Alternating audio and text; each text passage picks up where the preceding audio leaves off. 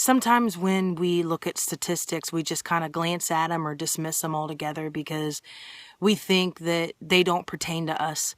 But if you have a teenager, if you know a teenager, you are going to want to hear these statistics because there's a battle against our youth, and that is the epidemic of heroin addiction. But before you stop this video and think that you're immune to heroin addiction, it does not discriminate. It does not care what family you come from, what neighborhood, if you're black, white, Asian, Hispanic, it doesn't matter. It does not discriminate. It is no longer a street junkie drug. In fact, it doesn't even usually start with heroin addiction.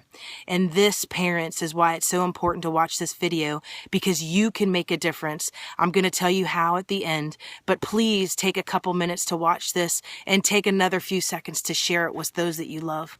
Our area has had a heroin epidemic, probably just like some of you. In our area alone, just this year in 2015, from January 1st to June 18th, we have had 43 people overdose on heroin, and of the 43, 14 people have died from it. That is, I averaged it out. It's a 25-week period, and that's almost 2 people a week just in our little area alone. So this is totally an epidemic. These are the things that we need to know. And opiates are any morphine, codeine, the opioids are anything that, any drug that has that same opiate effect. You have your hydrocodone, oxycodone, of course, heroin, then you have your fentanyl and methadone. And the reason why I say this is because some of us have students or no youth, 12 to 17 years old, who have had a sports injury, who has broken a bone, who has needed surgery. And these are the things that they're being prescribed in the hospital, the prescriptions that they're taking home with them. And parents, there are alternatives to these medications. Yes, there are alternatives to these medications. These opioids, these opiates are highly, highly addictive. The dependency is through the roof. Please ask your doctor for an alternative medication. And if you have any medications that are unused in your medicine cabinet at home, please get rid of them. Every hour, 2 people will die of an opioid overdose. 2 people every hour in America. Drug overdoses are the leading cause of injury death that surpasses homicides and car accidents. So that number is significant. And in 2012 alone, there were like over 259 million prescriptions written. That is enough for 1 bottle for every adult. That's a lot of pills out there. So again, please check your medicine cabinets.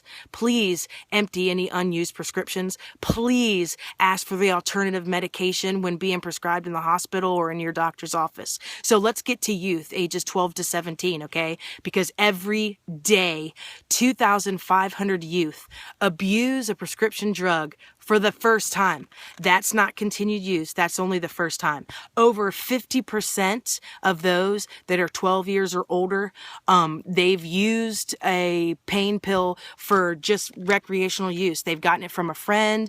Like I said, they've gotten it in their family's medicine cabinet. And the number of opioids that have been prescribed to adolescents, 15 to 29, that's doubled between 1994 and 2007. And just so you know, the statistics that I do have is from the 2015 facts and figures for the American Society of Addiction Medicine. You might have other statistics, but I promise you your statistics might be different because the numbers might be larger because these numbers increase every single day. The use Check this out. The use among 18 to 25-year-olds has increased 109% just from 2002 to 2004.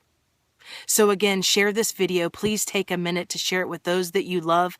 This is something that cannot be ignored. This is something we do need to take serious, that we do need to care about, because not everyone seeks out. No one seeks out to become an addict. No one seeks out to become dependent on heroin. It starts right there in the medicine cabinet. A lot of times it starts, you heard the statistics, between 15 to 29-year-olds and 12 to 17-year-olds. This is very real. This is a very real epidemic in our area. It's a very real epidemic in our country. Look up the facts for yourself, but most importantly, take the time to talk to your youth, to your children, to your neighbors, to your nieces and nephews, to anyone that you know that is an adolescent. Please take this serious and help fight this war, this epidemic.